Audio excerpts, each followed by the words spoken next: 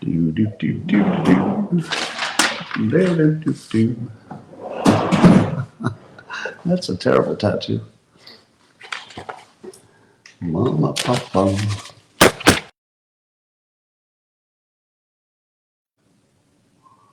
Did you just disappear?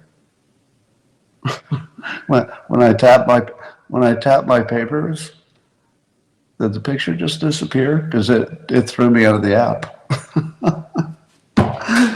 How could everything go wrong? How's that even possible? All I did was this. I won't do it again. And it turned off the app. This is so beyond. This is so beyond possible. I mean, we're into some statistical impossible situation here. It can't be that all the apps died at the same time. They couldn't all be broken at once, could they? I know there's a massive incompetence problem, but that's pretty impressive. Anyway, if you'd like to take your experience today up to levels that nobody can even understand with their tiny, shiny human brain. None of it makes sense today, does it? Like the preamble doesn't make any sense because the starting assumption is that things went right. So the preamble doesn't make sense. Let's just do the simultaneous. Let's just surrender. Shall we surrender to the fact that everything's just going to go wrong today? Just absolutely everything's going to go wrong. Sip to that. Sometimes it goes that way.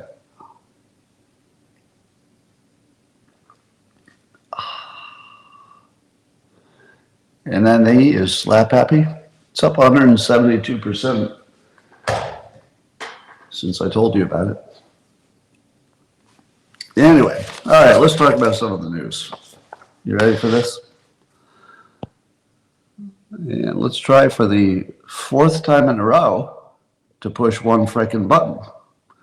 Okay, I'm going to use my finger, which I know is a human finger. I'm positive I'm still alive. And I'm going to push the button, which I've pushed now 5 fucking times once it worked. All right, careful, careful. Push the icon. Yes. Yes. I pushed a button and it did what it was supposed to. First time today. All right. Did you know there's a breakthrough in fusion? Nobody cares. General Atomics. They figured out how to get 20% higher than the Greenwald limit. The Greenwald limit, which you all know about, of course. It's some kind of limit that the fusion people needed to get past, and they got past it. It was considered difficult or impossible, but they did, and they've also figured out to stabilize the plasma. Now, the thing with the fusion is it might be another 20 years of there's another breakthrough without actually anything breaking through. But once it gets serious, it's all going to happen at once. Now, isn't it weird that fusion is coming, which would lower the cost of energy to zero over time, at exactly the time we need cheap energy and relief from inflation? Have you noticed that we have a number of timing things happening that are weird? Meaning that, all right, we're heading toward doom with our debt and our expenses and nobody can live. But at the same time, if fusion were a little bit faster, it would save us. But it might just be late by 20 years. I mean, if you look at the history of humankind, missing it by 20 years, that would be the slightest miss. But we have other timing too. So, you know, the AI people at OpenAI think that we're on the verge of being able to solve all of our cancers and diseases because AI will figure out some pattern recognition and figure out how to do it. What about the people who have terminal cancer this year? They might miss the cure for all cancers by a month. Now, It's bad enough that if you have to die from cancer at all. But think how dumb you would feel if you died a month before all cancer is cured. That's going to happen. So like somebody's family member is going to die a month before all cancer is cured. Now, I don't know if that's a year from now, but that's what the AI people say. Could be a year from now. Meanwhile, NASA is testing a nuclear propulsion to go to Mars in 45 days. So currently, it's 6 months. I think that would lower it from 6 months to 45 days. That would be a pretty big deal. And they've, what else they got? Oh, I saw a quote from Naval Ravikant, who's on Tim Ferriss's podcast. And he said that people who don't homeschool, their lives suck. And then he described why. Totally right. If anybody has had kids in the last 20 years, you know that the life of the parents is essentially destroyed by school. Because the school, loads them up with homework, so you can't have any quality time at night. But you got to get up, and you've got this stress of getting them there, and the traffic, and everything's tense getting the kids to school. If you drive them, especially, it's tense, and it's just brutal. But if you homeschool, you kind of make your own schedule, and everything's fine, and they perform better, and they don't get damaged by the school. Yeah, if you're just a regular parent with children in school, you've got a tough life, and there's no reason for it. There's no reason for it at all, because you can homeschool and you can solve all those problems. Well, Mr. Beast, the gigantic YouTube star, says he wants to get some billionaires together and buy TikTok. He's already talked to his billionaires, and he's pretty serious about it. He says, we mean business.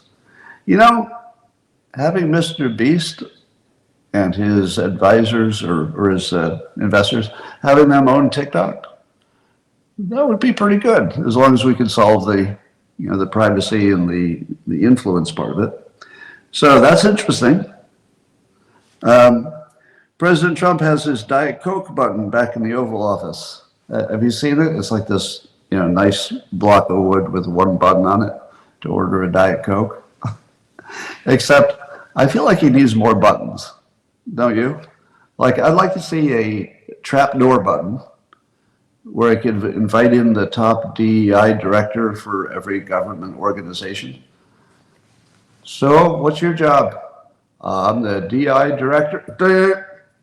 Next. What's your job? Well, I'm the director of DEI. And a Diet Coke, please. Beep. And then you get it mixed up, and you want a Diet Coke. And, next thing you know, Rubio's going through the trapdoor. Oh, sorry. I meant to hit the Diet Coke button. My bad. All right. Well, according to Christopher Rufo, who was working very hard on getting rid of DEI ridiculousness in the corporate world and elsewhere.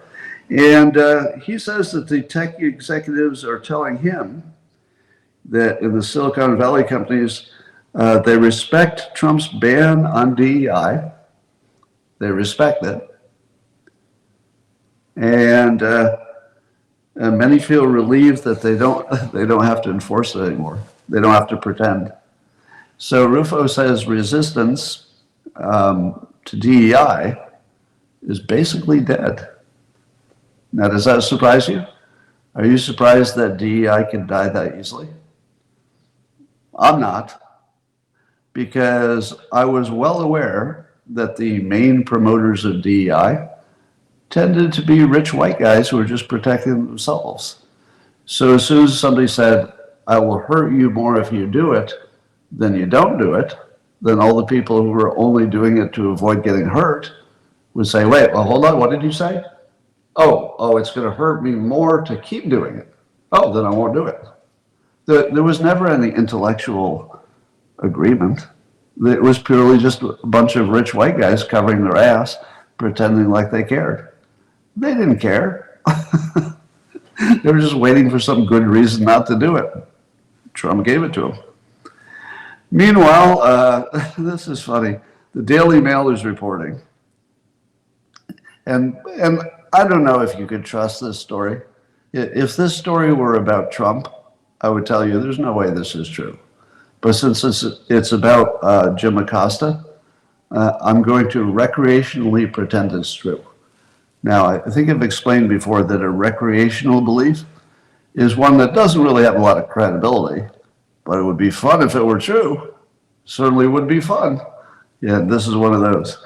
So, as you know, Jim Acosta, his time slot is going to get moved from 10 a.m. to midnight, which is widely interpreted as, he's being minimized and CNN wants to, maybe encourage him to leave on his own. You know what I mean? But the story from Daily Mail is that Jim Acosta is reportedly considering leaving the network, because of the shift to the bad time slot.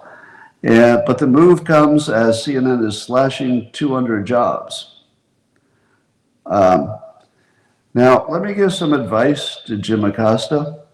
If he's telling people that he's considering leaving the network, that would be sort of negotiating, wouldn't you say? He's sort of negotiating with management. Oh, if you move my time slot, I might quit. Well, let me give you some negotiating advice, Jim Acosta, and this is free. This is free. There's no charge for this. If your company is trying desperately to cut costs and they've already decided that you need to move to midnight, that's not really the time to start threatening them that you might quit, because that's exactly what they want. Obviously, they want him to quit. He must be one of the more highly paid people. He's not helping the network at all. And, they showed it by moving him to midnight. No, I wouldn't negotiate under those circumstances. The good news is that sucking at your job finally matters again. So there's that. But don't worry about Jim Acosta. He can always follow the path of Tucker Carlson, who left Fox News and actually just got bigger. He got bigger. Or he could follow the model of Don Lemon, who left his primetime show, and now he's doing nothing. I don't know. I don't think Don Lemon worked it out. Well, the Oscar nominations are out. And the only thing the Oscar nominations for the best movie, the only thing it tells me is movies don't seem like a thing anymore, do they? Doesn't it seem like just watching a movie doesn't feel like a thing I do anymore? There isn't a single movie on the list I have even a little bit of interest in. I tried to watch, you know my story. I turn off any movie as soon as somebody's tied to a chair. If your plot of your movie just absolutely requires somebody to be tied to a chair, you're just signaling you don't know how to write. It can't be true that everybody always has to be tied to a chair, no matter what the movie's about. It just can't be true that your plot requires it. There's no way. You can't tie them to a bed once.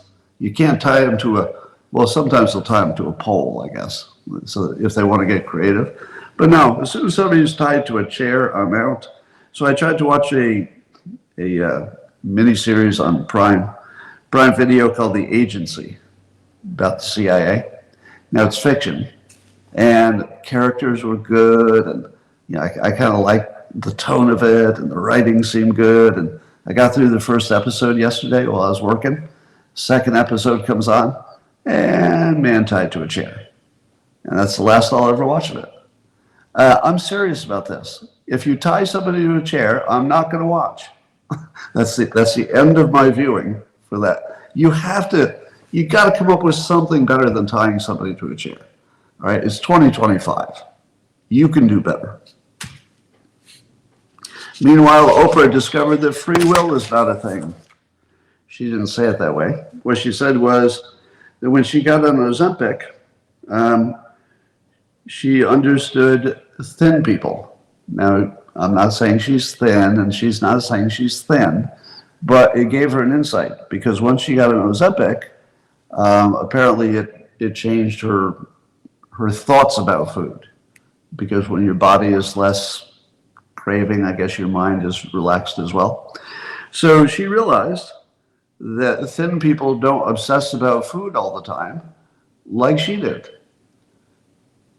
You realize that's realizing that there's no free will, right? So she realized that her brain was just different and her chemistry was different, and whatever her brain and chemistry were designed to do, well, what they were doing was obsessing about food, and that made it difficult for her not to eat too much. Now, and then when she took Ozempic, she stopped obsessing about it, and then suddenly it was easy not to eat too much. Well, this is what I've been telling people forever. I discovered this with the kids having sleepovers in the house and having all their friends over. And if I got pizza, I'd put the pizza down, and the kids, no matter how many of them there were, would appear to actually get a piece of pizza, because, you know, they were always busy doing something, but they would arrive at the food in the exact order of their current weight. And the first time I saw it, I thought, that looks like a coincidence, that the skinniest people don't even walk toward the pizza. They just keep doing what they're doing, like they're not even hungry. And then the people who are a little heavier, right at the pizza. Now, there's no way that the way they're thinking about food is the same, because it can't be a coincidence that the person who's got a few extra pounds is always the first one to the pizza. But you can see it really obviously with kids. So I can tell with certainty that some brains are different, and it's not about anybody choosing to be overweight. That's not what happens. So there is no free will. If you're an NPC and you'd like to argue this, let me tell you how. The way you could argue in favor of free will existing is you just replace words with your own personal definition. So if you want to argue, here's what you'd say to maintain your illusion of free will.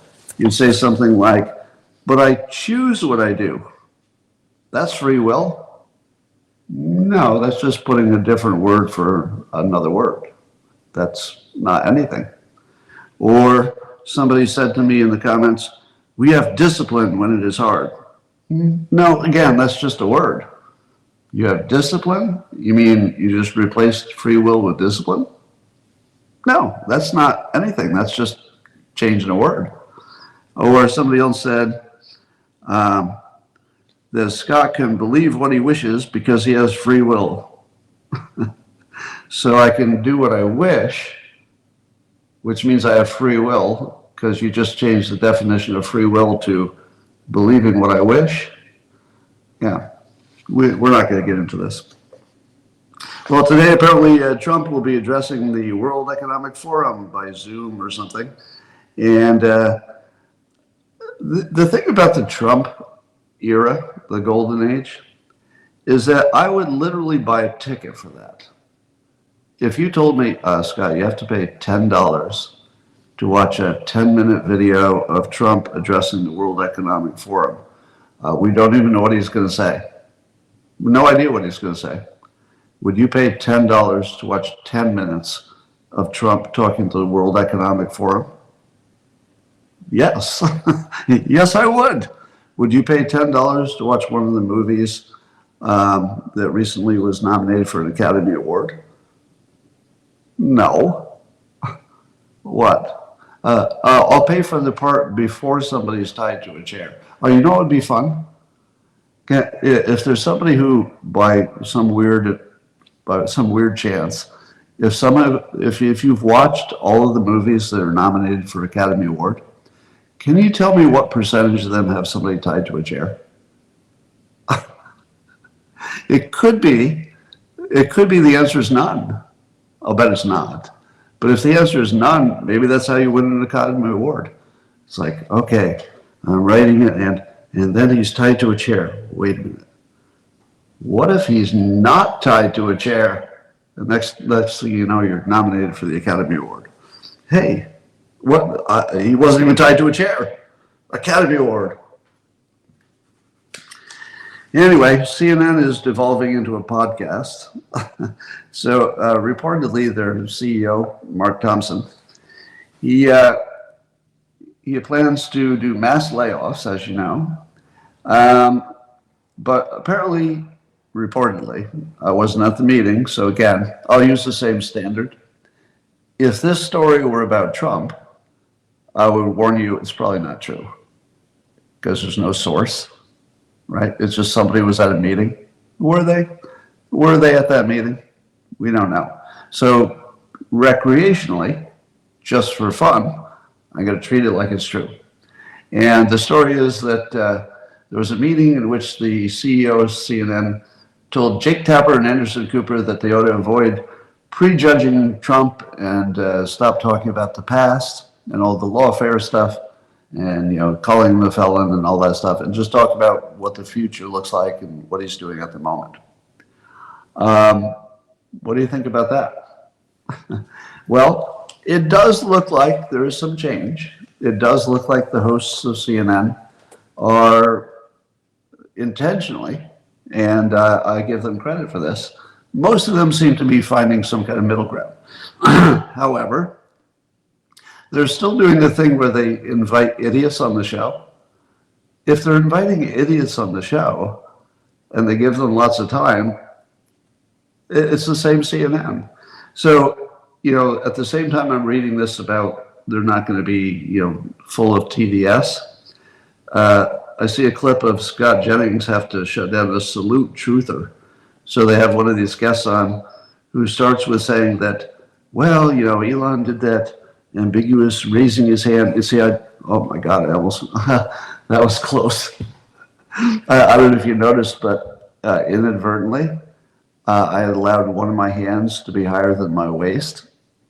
And you can't do that when Trump's in office. Yeah, you know, as soon as it gets up here, they're like, is that a Hitler? No, I was just reaching for something. I was over, Hitler, no, I was just reaching for something. I just wanted to turn on my lamp. The lamp is a little, So you get a little jumpy. But they had some guests I hadn't seen before, I don't know her name, who talked about Musk was overshadowing Trump. And he was doing that arm salute.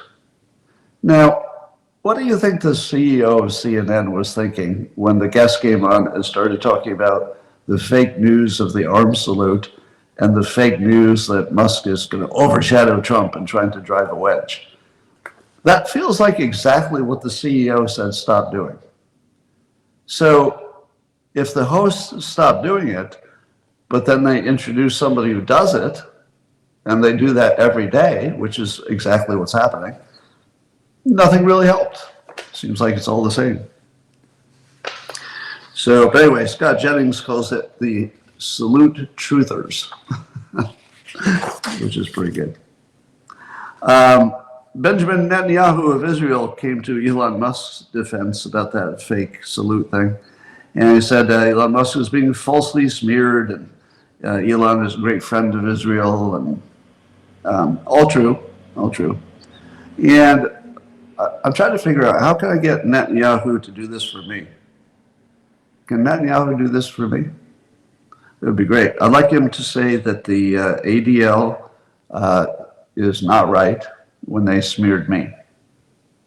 That'd be great. So, Bibi, and that's the reason that I don't support Israel, because they don't support me.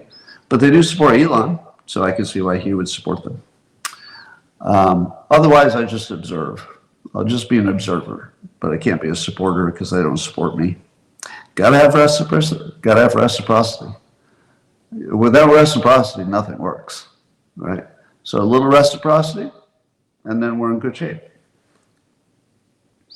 There's the Sam Altman story is just getting more and more interesting. So I was unaware until Mike Cernovich found Altman's old posts and started putting them on X. I didn't realize that Sam was not just anti-Trump, but he was really involved in being anti-Trump in 2016 and 2020, apparently. So some of his posts, which I'd never seen then, because he was less prominent then, so there's no reason I would have noticed. Um, so this is actually a Sam Altman post on it, back when it was Twitter, on December 21st, or I'm sorry, December in 2021. So in 2021, so this is after Trump lost the re-election. Sam Altman said on X, very few people realize just how much Reid Hoffman did and spent to stop Trump from getting reelected. It seems likely to me that Trump would still be in office without his efforts. Thank you, Reid. And then Paul Graham had said in 2016, so this was just a month or so before the 2016 election in October, he said, few have done more than Sam Altman to defeat Trump. So according to the people who know the most and are the insiders, Sam Altman was one of the primary people for defeating Trump in 2020.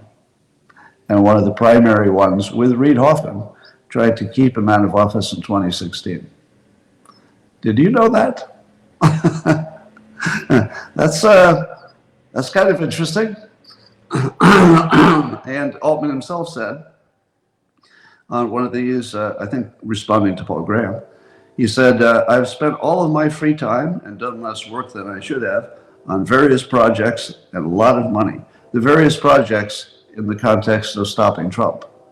How many various projects was he involved in? And how many of them were totally legitimate? I don't know. But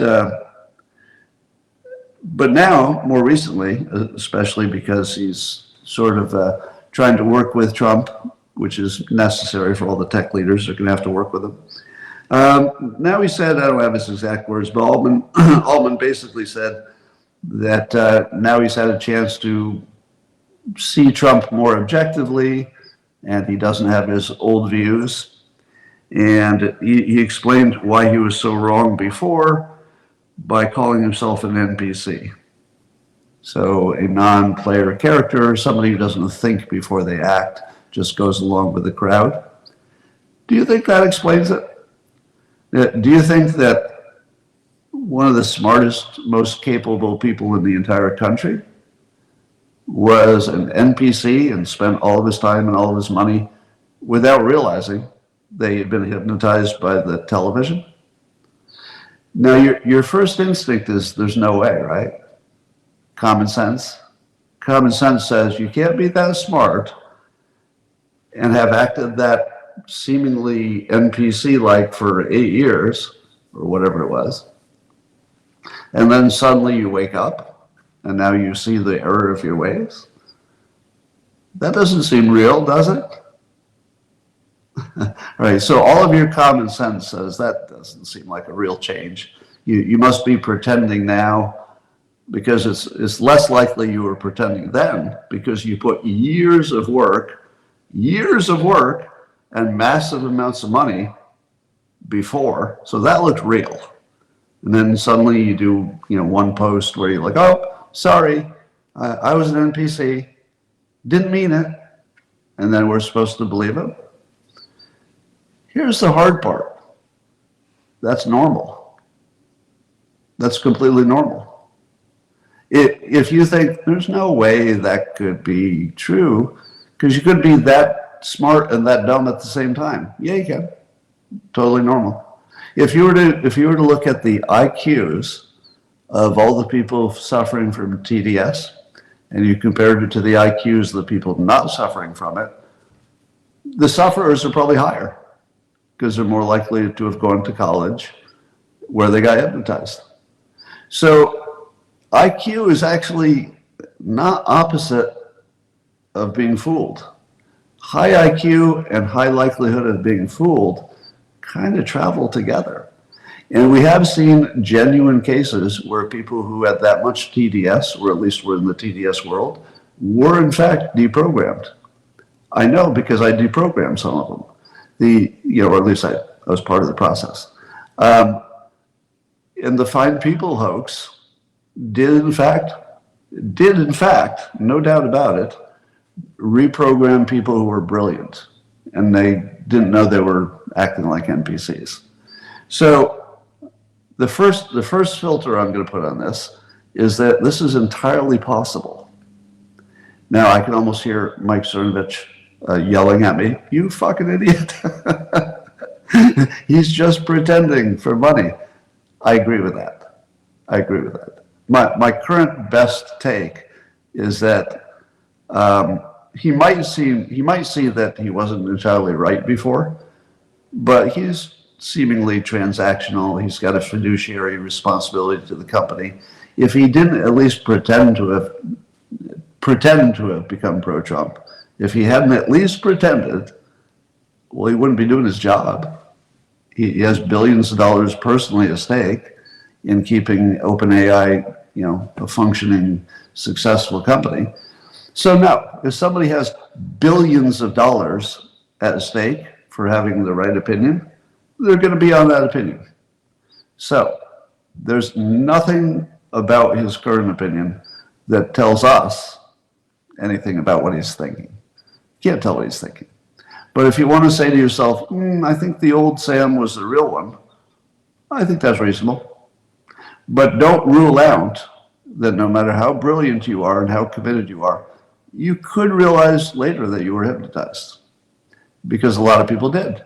If we didn't have a whole bunch of people who said, honestly, and they don't say this about themselves, but they could say, but don't, I'm really, really smart, and I was totally fooled by that. But lots of people are essentially saying that. So if lots of people who are as smart as Sam Altman are saying, I got totally fooled, and we believe them, I believe Bill Ackman, for example.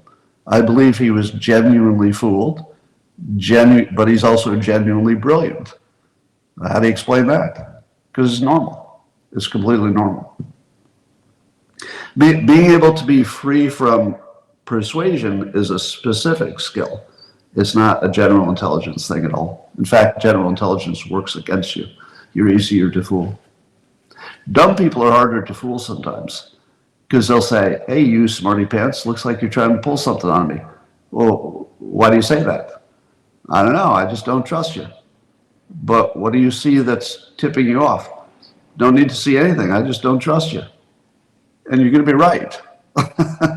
So the low IQ person who says, I just don't trust you, ends up being right.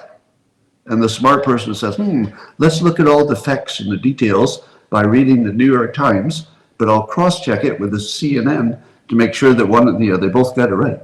Oh, it looks like they agree. I guess that's true. So now I'll act like Trump is Hitler because the CNN and, being smart isn't helping you. It just is a different skill than understanding persuasion, so you see the mechanism. You have to be able to see the machine. If you can't see the mechanisms of the machine owns you.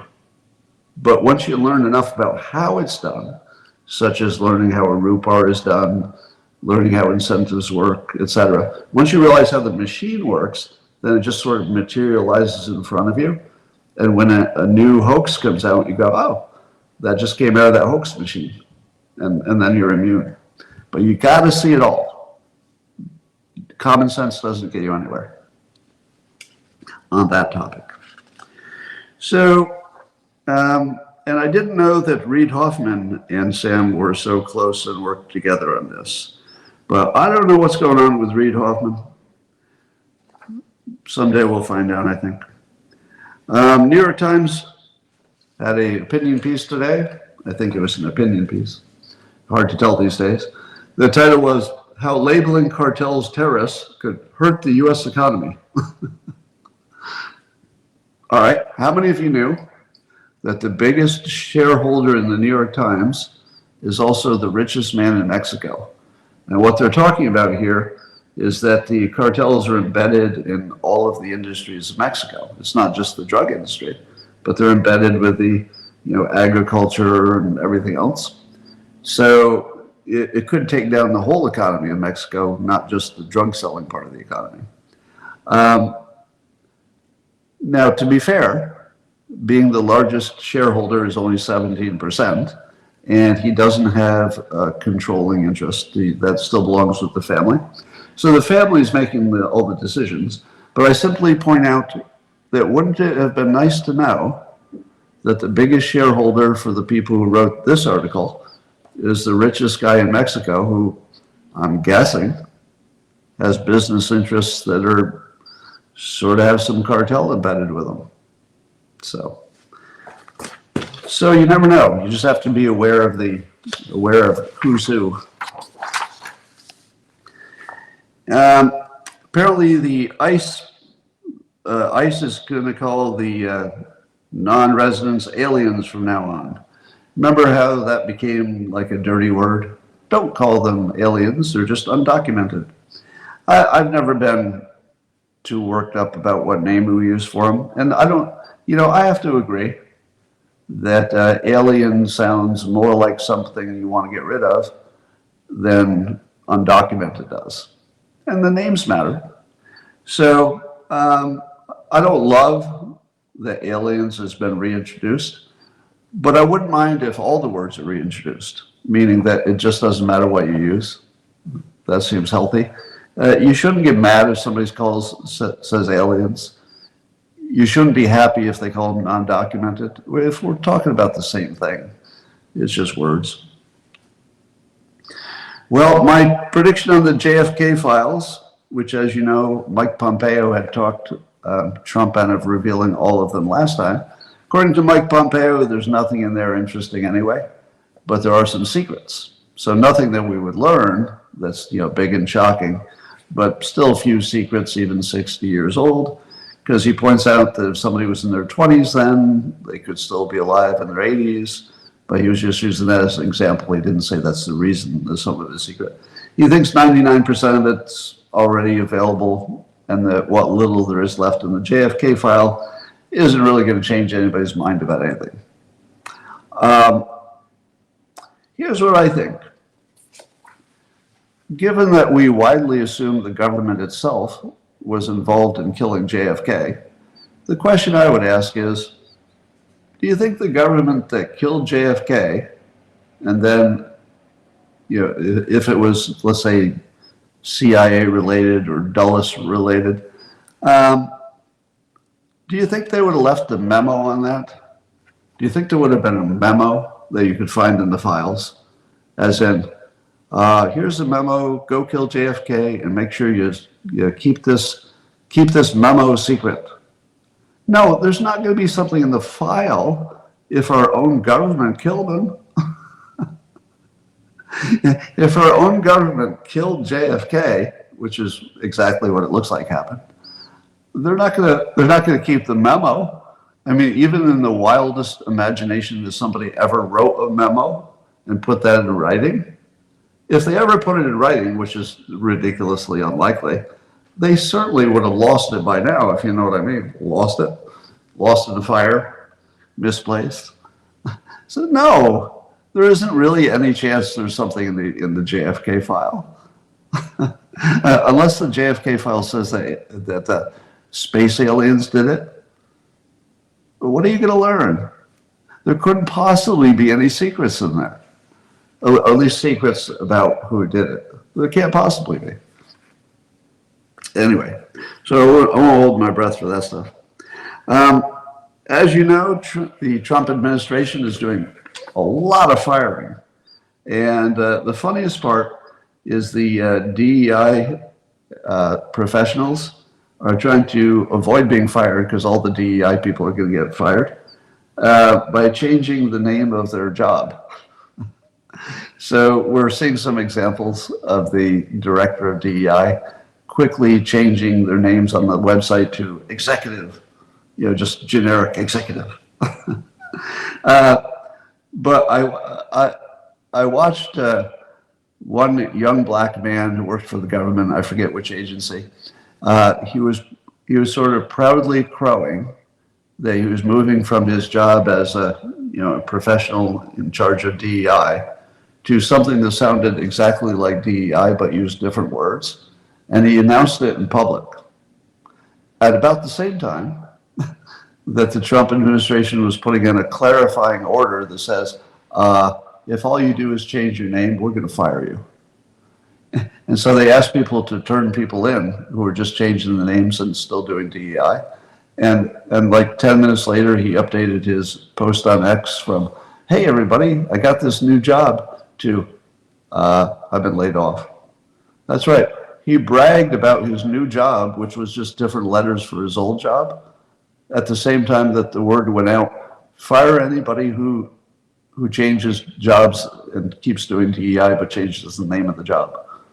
So, got him. Anyway, so there's lots of happening. I guess the ice raids are happening now. We're not seeing gigantic video and stuff. So one of the things the ice people are apparently doing right, and obviously they would do this, is they're not announcing where they're going to attack, so they don't have cameras. So we're not seeing a lot of video of their, picking up the people that were on the list of the bad people, and that's good. All new hires in the government got their offers rescinded. Interesting. All right. Apparently, Trump has already sent 1,500 military troops down to the border. I don't know if all 1,500 are there yet. It started with 500, but it's targeting 1,500. And they're reinforcing the wall and building outposts to help them monitor any illegal entries. I thought I saw in a separate report that they had orders to shoot, basically orders that they could use deadly force whenever it made sense. Now, those are my words, but is that confirmed that they have the permission to fire at the border? If they need to. We're talking defensively. Yeah.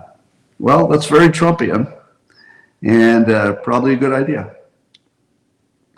And meanwhile, according to Just the News, Trump is announcing emergency price relief for cost of living crisis. Now, that doesn't mean, if this were a Democrat thing, it would mean that they put price caps on things, but that's not what Republicans do, because it's dumb and it doesn't work. Haven't done that since Nixon, and that didn't work out, so they learned their lesson. But here's what he is doing. So you decide if these actions will cause prices to come down, all right? He's ordering all federal agencies to untangle the American economy from Biden constraints. Now, what are those constraints? Well, he's going to eliminate climate policies that generally are going to increase the cost of everything, that make food and fuel costs go up. So in the short run, if companies get rid of their climate expenses, I think they would just bank it and just keep it as profit. I don't think they would immediately lower the prices, but they might. So long term, it should lower prices. Short term, the companies will just take an extra profit. He wants to eliminate rent-seeking practices. Now, that's not a phrase that most people know what it means, rent-seeking. That's sort of a political insult that I forget what it means. I always see it and I go, can't you use like real, regular, ordinary words? Like there's something to rent-seeking that has, its own meaning. So that's a useless communication. So my advice to the people communicating on the Trump team, don't use rent-seeking. 99% of the public has no idea what you're talking about. They think it means rent. It has nothing to do with the rent. And he wants to, get rid of administrative expenses and driving up healthcare costs. Lower housing costs and increase the housing supply, create employment opportunities for American workers. Well, that phrase rent-seeking is doing a lot of work. I think it means just people getting a job in some grifty kind of thing that didn't need to happen in the first place. So rent-seeking, meaning trying to get paid, as opposed to trying to make anything better. Is that a good definition? Rent-seeking would be just somebody says, well, if I become the head of DEI, I'll get a big paycheck, as opposed to somebody saying, do we need a head of DEI? Like, why are we even doing that? I think it's close to that. Anyway, so Trump is halting gain-of-function research, the kind that got us in trouble. Gain-of-function on the viruses, he wants to halt that. But I wonder about why do we call it gain-of-function? Isn't it weaponization? Or are we pretending that we're only seeking to understand how someone else could weaponize it so we can treat it? Here's a definition of rent-seeking. Rent-seeking, when an entity seeks to gain added wealth without any reciprocal contribution of productivity. Okay, so my definition was not exactly right. Not really. Oh, God. So I've got something on the screen that I can't make go away, which means I can't see you. I don't know if you can see me. Really? Come on. There should be somewhere on this screen a little X or something to tell me how to turn this off. Really? Can you even see me? I can't see your comments. I've got a blank screen with one image that I clicked on and no indication of any kind of a way to turn it off so I can see you. No, it wasn't that. It wasn't that. Clicking anywhere doesn't do it. Oh my God, I'm going to have to get out of this and get back in just because I clicked on an image. Holy hell.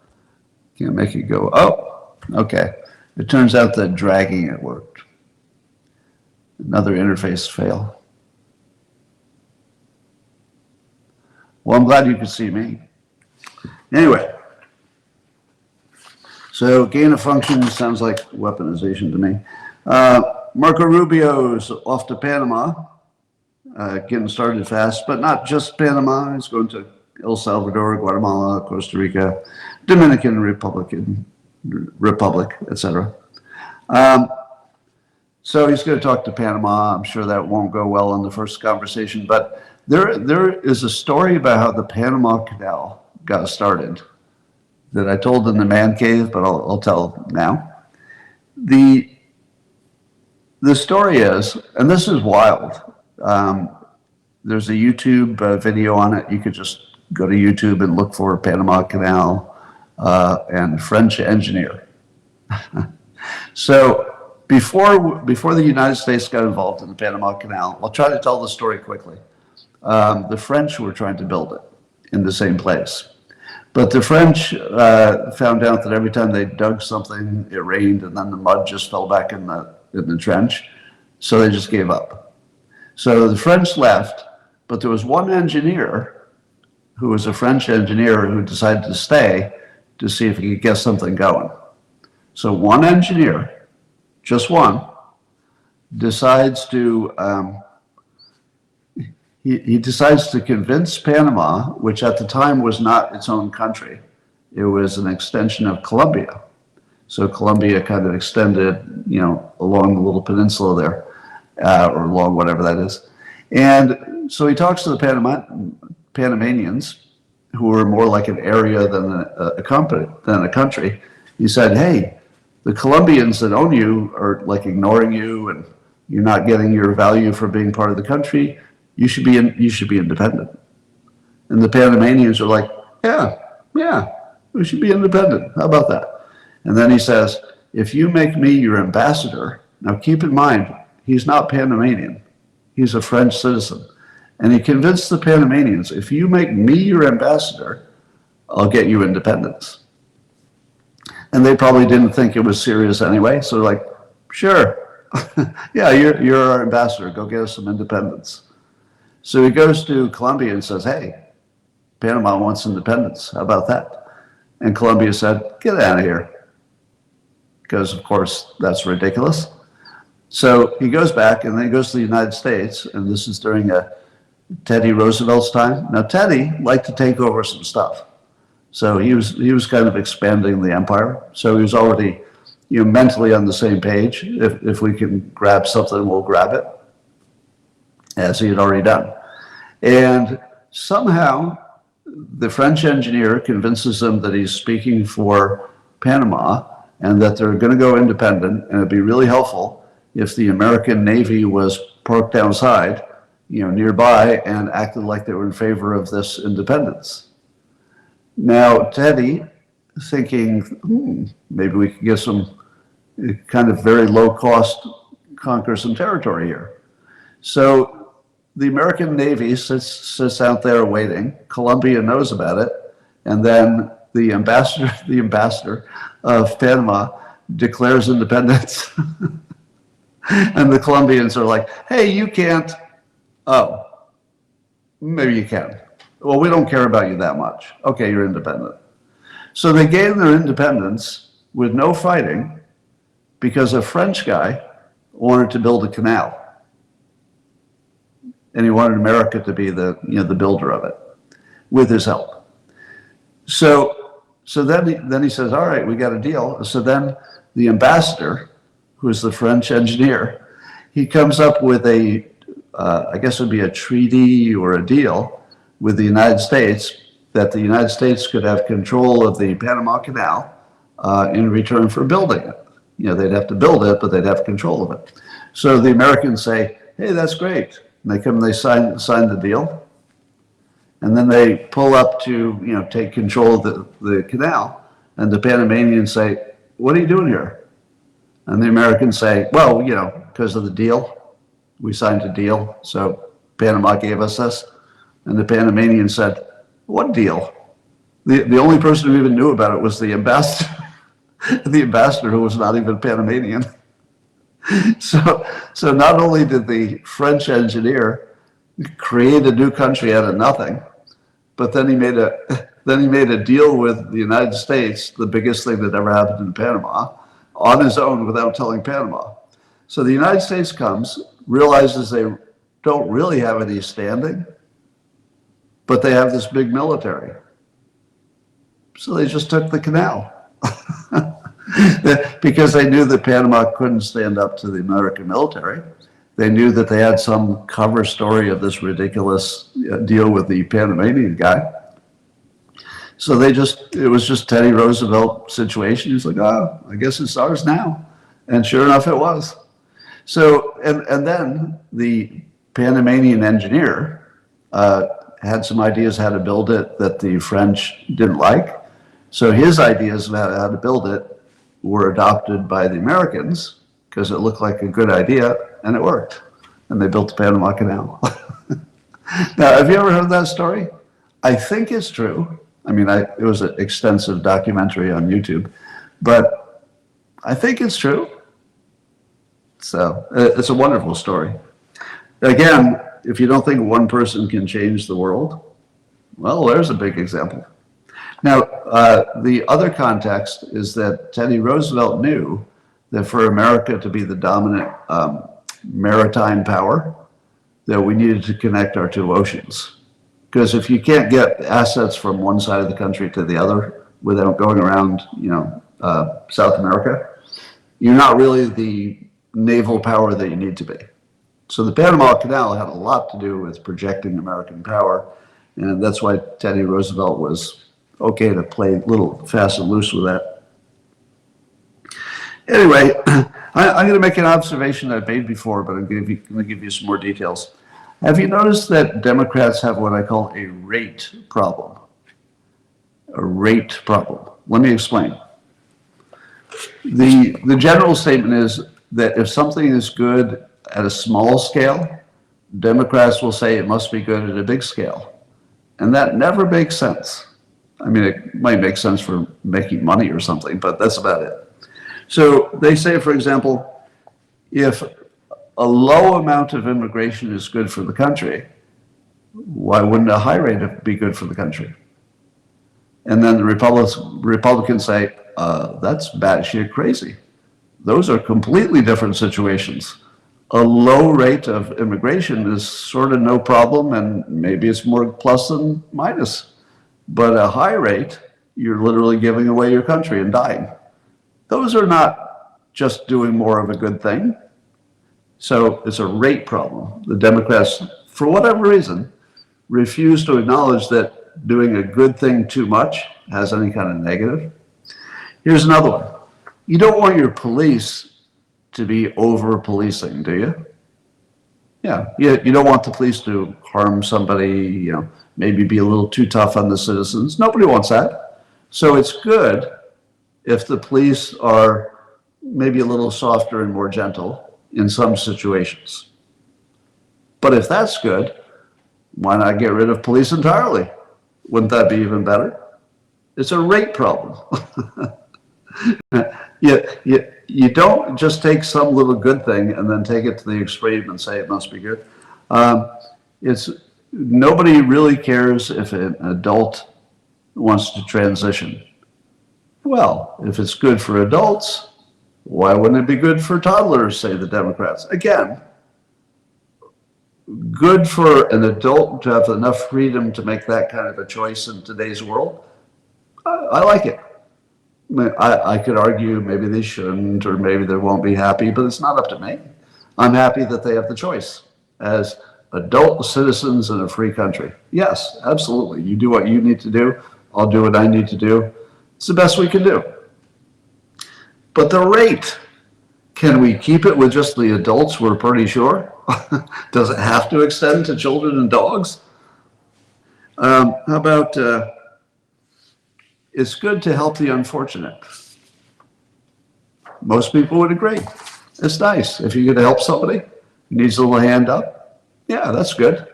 So why don't we give all of our money to everybody else? Well, wait a minute. That's a rate problem. It's only good if you keep it within bounds. If you open your doors and let everybody come in and take what they want, nothing works. It's a rate problem. About if diversity is good, and I would agree that having a company whose workforce kind of looks like the public, that seems like a plus. Everybody would be a little happier, they'd feel a little safer, they'd have a little more visibility about what the customers in general are looking for, because you got people who touch every community. Yeah, you can see how that would be a plus. But if a little bit of diversity is good, why not just get rid of white men entirely? Which is what it turned into. It turned into, let's just get rid of white men, because if you do it a little bit, it's good. Wouldn't it be good if you got rid of all of them? It's a rate problem. A little bit's fine. A lot of it is the end of the country.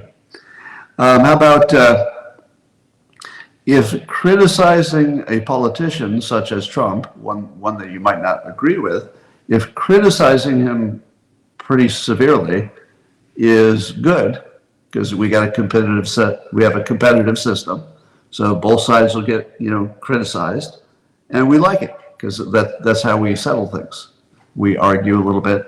So if a little bit of criticism of Trump is good, why not organize a coup against him? Again, it's a rate problem. It's a rate problem. A little bit of criticism of Trump is good. I would even argue that he's such a change agent that I would even agree with you that a lot of criticism is good. But can we keep it there? Does it have to be, if criticism is good, a coup is good? It's a rate problem. Yeah, so here's another one. If a store allows a little bit of shoplifting, and the alternative is somebody in desperate need, can't get the food or the diaper or something, we kind of think, oh, we definitely don't like shoplifting. All right, nobody likes it. But a little bit of it, you could argue the person who stole it, got to stay alive, got to put a diaper on a baby. But if it's good if a little bit of it happens, why don't we just open the doors and make it legal to steal everything? It's a rate problem. Again, it's a rate problem.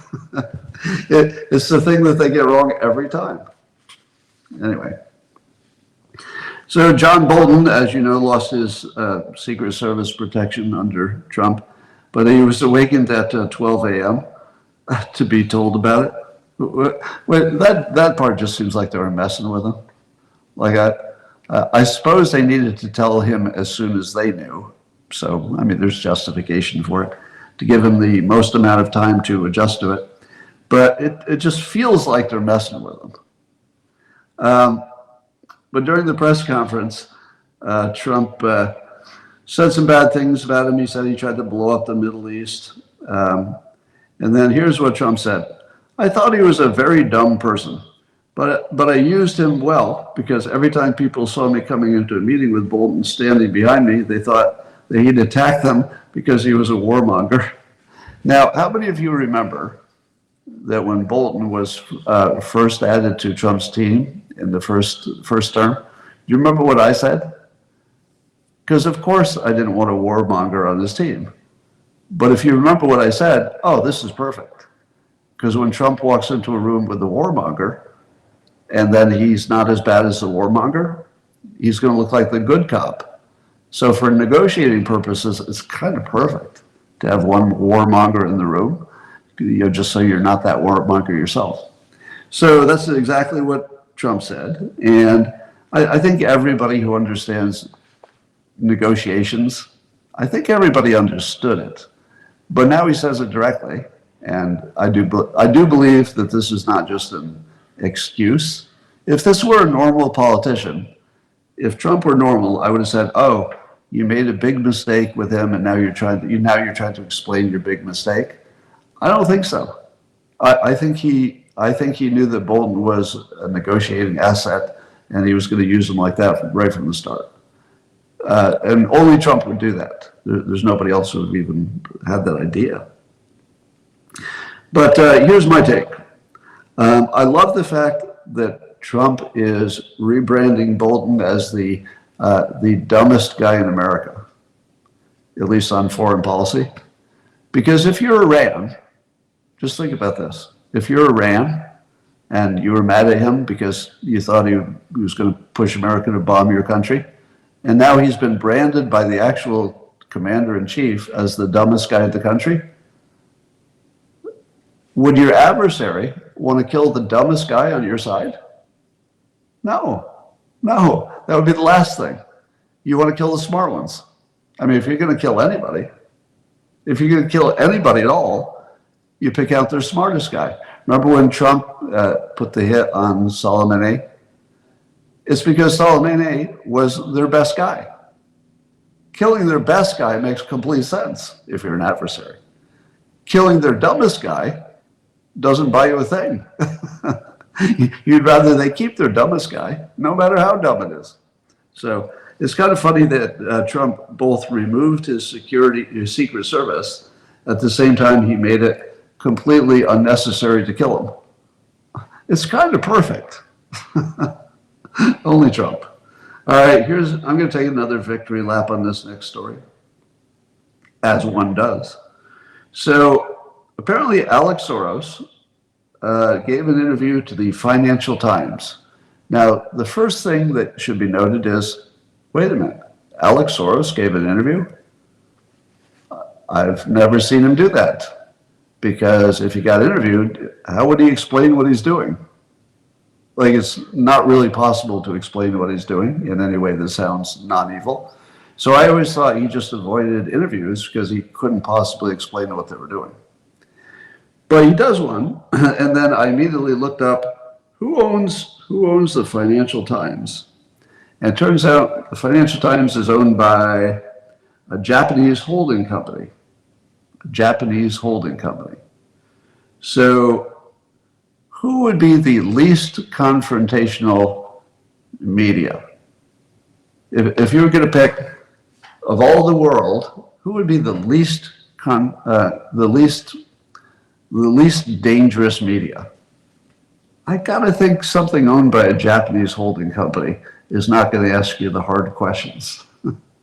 I feel like you're going to get the easy questions. Am I wrong? I mean, maybe I'm making some kind of stereotype that's unfair, but are the Japanese news people, are they world famous for being extra aggressive?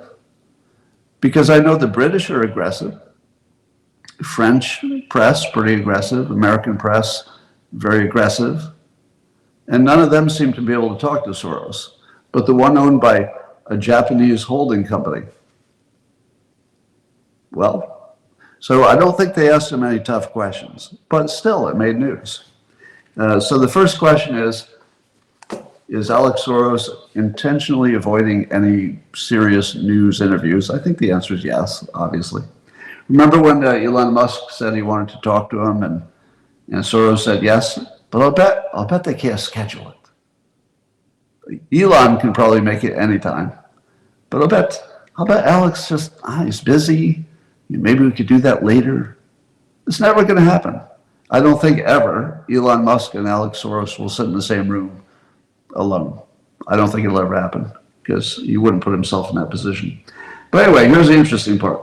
This is being reported by the Washington Free Beacon. So according to Alex, his father, George, is angry that the money is going to, well, that his own organization has too many employees. Rent seekers, you might say. And so apparently George Soros said, quote, I didn't want to create an employment agency. Now that's what his son says, as the dad said, meaning that he didn't want the nonprofit Open Society to just be hiring people like crazy, but apparently they did. And he said that George was very upset by the massive number of employees and, quote, amount of bureaucracy at his liberal nonprofit, the Open Society Foundations. And furthermore, he says his only regret, this is what Alex, the younger one, says, he says his only regret since taking over is that he didn't slash the nonprofit's workforce sooner. Now it gets more interesting. Part of the interview, Alex Soros considers himself a Zionist, meaning that he's very pro-Israel and Israel's existence as a Jewish state. Now, at the same time, his society, the Open Society, has been funding millions of dollars to self-declared anti-Zionist organizations. How do you square that? He's massively funding anti-Israel organizations who are, and it's not just an interpretation, these are organizations who say it directly. But that's the opposite of his view. And this is not a random view because he's Jewish, right? So if you're actually Jewish and you say in an interview, I'm a Zionist or words to that effect, but you're funding the exact opposite,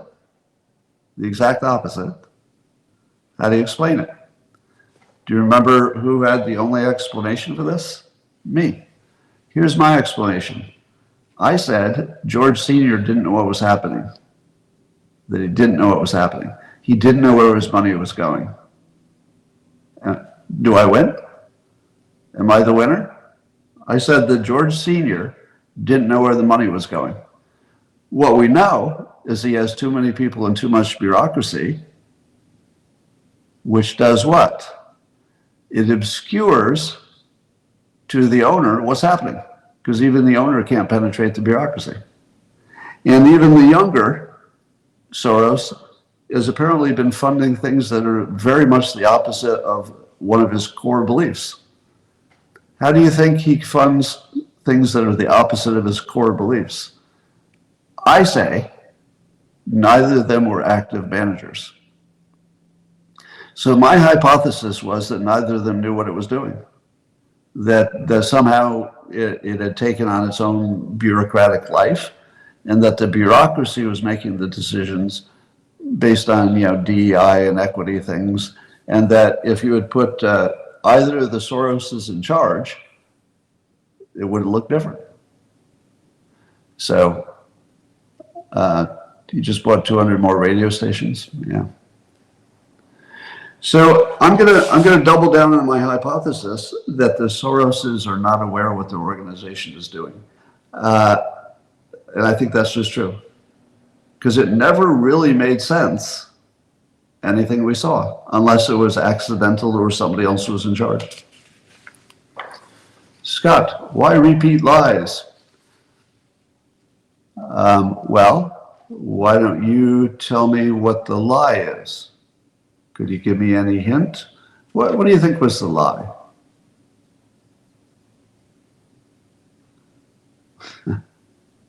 I told you what other people said. Is that what you're calling repeating the lies? I call it the news and the context that's important. So you tell me what lie did I just repeat? Right. Now that was a dumbass comment. If you want to tell me what the content is, that you think I'm wrong about something, tell me. Oh, that Soros is so dumb not to not know his business? He just proved it. That's literally the story. He just reported on his own that he didn't know what his business was doing because of the bureaucracy. Yeah, do better in your comments. Anyway, there's a study in something called The Conversation, Michael Pasek, who says that learning your political opponents don't actually hate you can reduce toxic polarization and anti-democratic attitudes.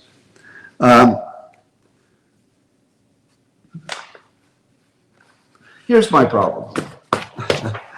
Here's what I have no patience for. I have no patience for a personal accusation in the context of factual statements. I have every interest in being fact-checked. That part I like. So if I say something wrong, then it's wrong. But to immediately assume that there's some kind of character flaw because you've got some bullshit idea about reality that I don't, fix yourself. Just fix yourself. Think about how to not be that person anymore. Anyway, back to this. So you've heard the stories of people who met MAGA supporters and were surprised to find out that they're awesome. And you've heard this anecdote a whole bunch of times, right?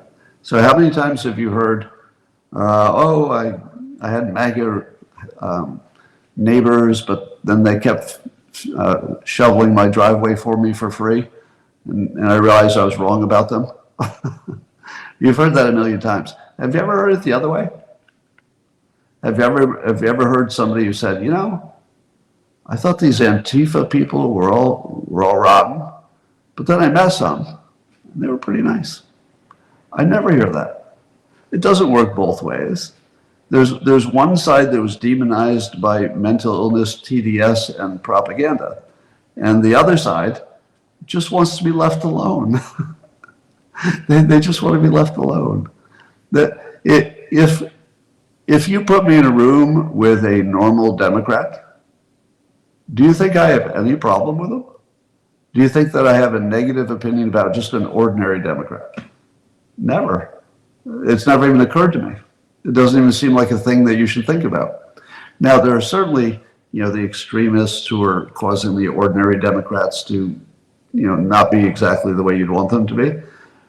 But I don't even hate the extremists. I just would, want to stay away from them because they'd hate me. The only thing that would keep me out of the room with the leftist, lefty, progressive of all time is what they think of me. It wouldn't keep me out of the room because of what I think of them, because what I think is people are all individuals. No two are alike. I'm not going to judge them because everybody's individual. If I said, hey, you're not like the other person, well, what kind of a standard is that? Every person's different. You can't be like other people. So, no, I don't judge them. So, let's see. Thomas Massey says, seed oil lobbyist will be chief of staff at USDA. Somebody says the Oilseed Processor Association. Really? So that whole seed oil thing, I've never followed it closely. So as you know, some number of people say the seed oils are among the worst things we're putting in our bodies. And other people say, no, it isn't. I don't actually know which is true. But I guess we'll find out. Looks like it's going to come to a head.